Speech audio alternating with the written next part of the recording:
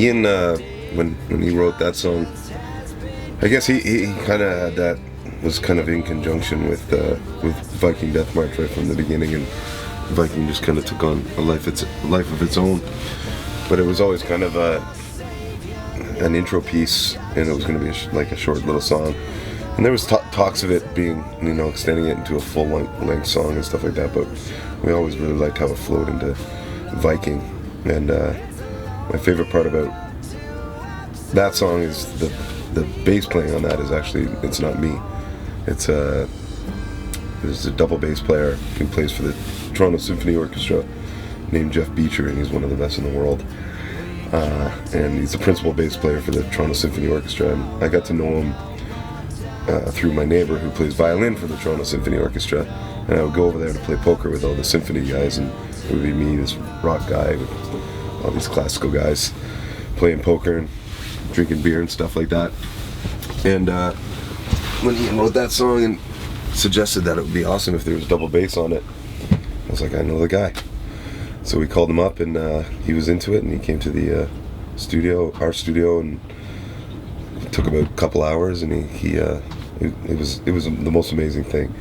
And his bass was made in like 1682 or something like that. It's like 400 years old, and it's worth like $500,000, and it's on our record. So it was pretty rad.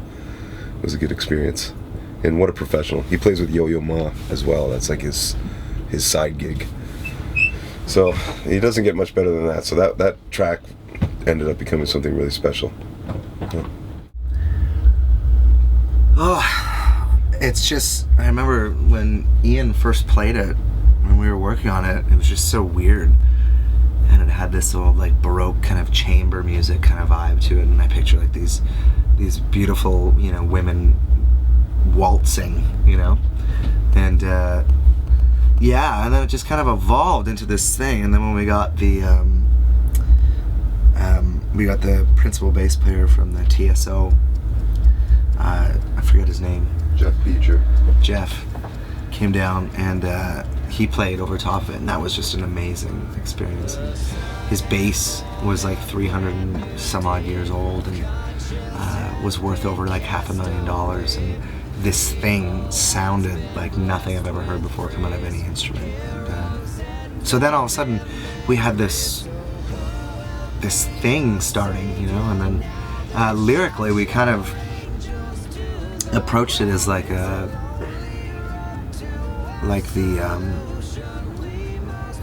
it kind of has elements of every other song within it. And so yeah, it just kind of became this beautiful little intro piece that we all you know, and it just seemed to have this awesome harmony when it went into Viking, you know, and so it just kind of worked, yeah, so it just became this weird little song. No more time to kill tomorrow, no more time to kill tomorrow.